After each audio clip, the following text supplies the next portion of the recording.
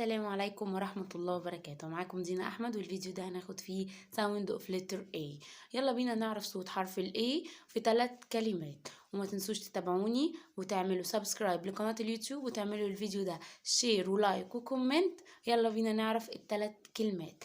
A is for apple. apple. A is for arm. arm. A is for ant.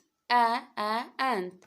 يا رب اقدر افيدكم ولو بحاجه بسيطه، وان شاء الله كل يوم هينزل فيديو للفونكس وهنعرف منه sound of letters لكل الحروف، وهنعرف الشورت فاولز واللونج فاولز. وتابعوني.